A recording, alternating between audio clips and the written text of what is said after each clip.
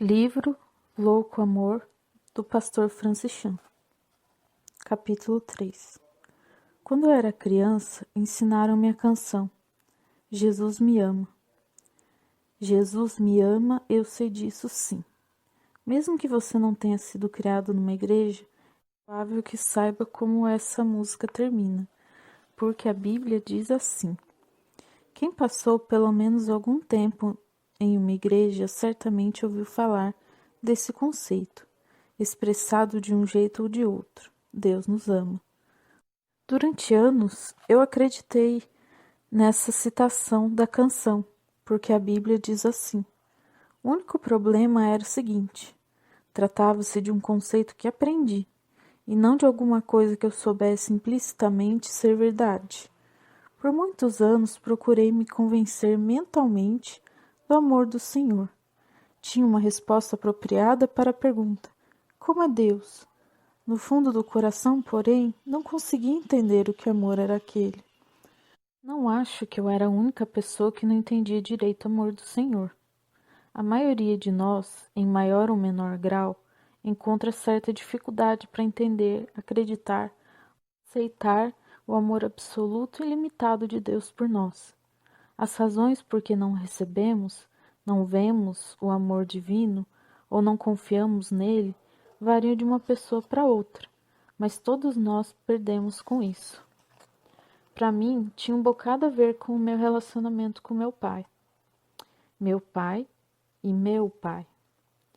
A ideia de ser desejado por um pai era estranha para mim. Durante o período que cresci, eu me sentia como se meu pai não me quisesse. Minha mãe morreu durante o meu parto. Por isso, é possível que ele me visse como causa da morte dela. Não tenho certeza disso. Nunca tive uma conversa muito significativa com meu pai. Na verdade, o único sinal de afeição do qual consigo me lembrar ocorreu quando eu tinha 9 anos. Ele me envolveu nos braços por aproximadamente 90 segundos, enquanto estávamos a caminho do funeral de minha madrasta. Além disso, o único toque físico que eu sentia eram surras que recebia quando desobedecia meu pai ou o aborrecia. Meu único objetivo em nosso relacionamento era não irritá-lo. Eu chegava a ficar caminhando em volta da casa só para não aborrecê-lo. Ele morreu quando eu tinha 12 anos. Chorei, mas ao mesmo tempo senti certo alívio. O impacto desse relacionamento afetou minha vida durante anos, e eu acho que aquelas emoções foram transferidas para o meu relacionamento com Deus. Por exemplo, eu fazia o possível para não irritar Deus com meu pecado, ou aborrecê-lo com os meus probleminhas. Não tinha nenhuma aspiração a ser desejado por Deus.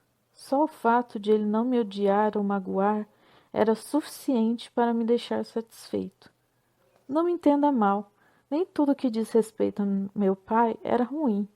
Eu realmente agradeço a Deus pela vida dele, pois me ensinou princípios como disciplina, respeito, temor e obediência. Também acredito que ele me amava, mas não posso minimizar o efeito negativo que meu relacionamento com ele exerceu por vários anos sobre minha visão de Deus. Felizmente, meu relacionamento com Deus passou por uma grande mudança quando eu mesmo me tornei pai. Depois do nascimento de minha filha mais velha, comecei a ver como estava errado no meu raciocínio em relação a Deus. Pela primeira vez, senti um gostinho do que acredito ser o sentimento de Deus por nós. Pensava em minha filha com frequência. Orava por ela enquanto dormia à noite. Mostrava o retrato dela a qualquer pessoa que quisesse ver. Queria dar o mundo inteiro para ela. Às vezes, quando volto do trabalho para casa, minha garotinha me recebe correndo pela calçada, pulando em meus braços, antes mesmo que eu saia do carro. Você pode imaginar, voltar para casa se tornou um de meus momentos favoritos do dia. O meu amor e o desejo pelo amor de meus filhos é tão forte que fez os meus olhos se abrirem para enxergar quanto Deus nos deseja e ama. A maneira de minha filha expressar seu amor por mim e o desejo que ela demonstra de estar comigo é o que há de mais extraordinário. Nada se compara à sensação de ser desejado de modo tão verdadeiro e intenso por nossos filhos. Por causa dessa experiência, consegui entender que meu amor por meus filhos não é nada além de um débil reflexo do grande amor de Deus por mim e por todas as pessoas que Ele criou. Sou apenas um pai terreno e pecador, e amo tanto meus filhos que chega a doer. Como eu seria capaz de não confiar em um Pai celestial e perfeito, que me ama infinitamente mais do que jamais conseguirei amar os meus filhos? Se vocês, apesar de serem maus, sabem dar boas coisas aos seus filhos, quanto mais o Pai de vocês, que está nos céus, dará coisas boas aos que lhe pedirem. Mateus 7:11.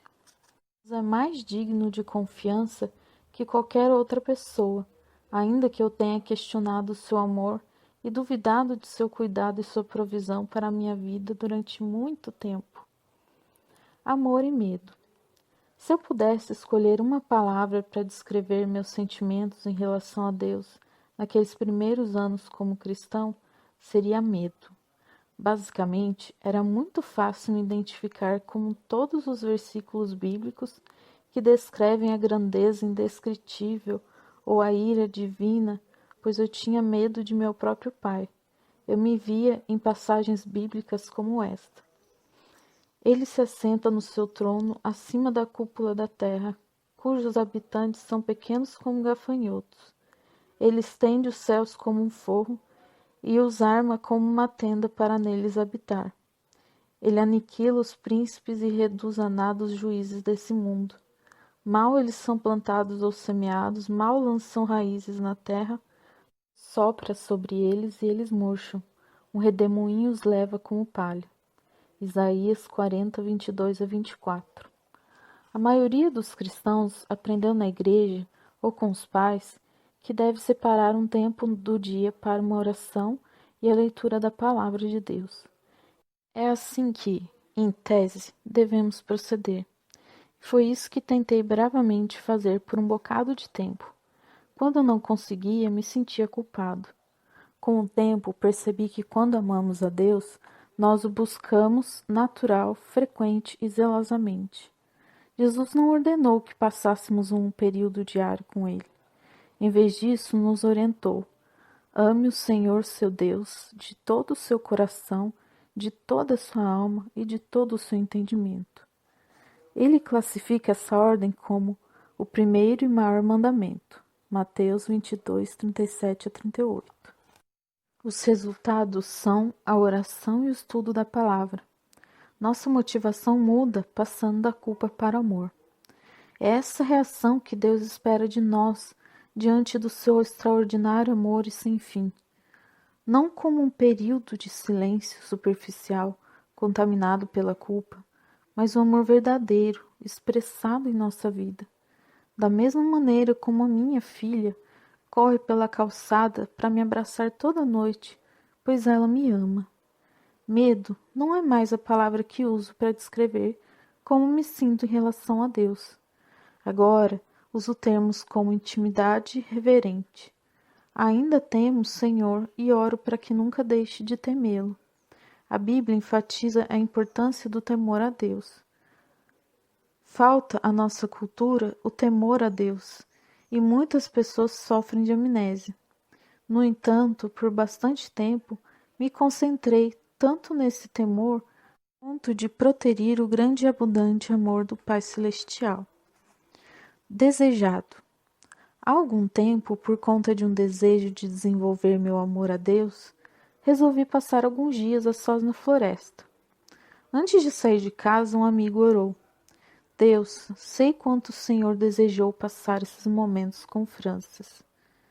Embora eu não tivesse dito nada na ocasião, julgava se tratar de uma maneira herege de orar, e que meu amigo estava errado ao se dirigir a Deus daquela maneira. Eu estava partindo para a floresta porque queria mais de Deus. Acontece que Ele é Deus. Com certeza não iria querer nada mais de mim.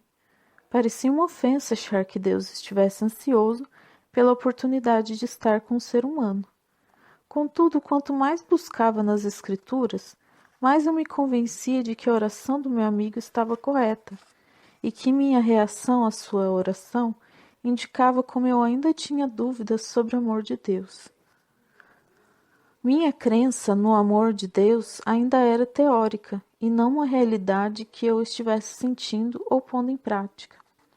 Acabei passando 4 dias na floresta sem falar com nenhum outro ser humano.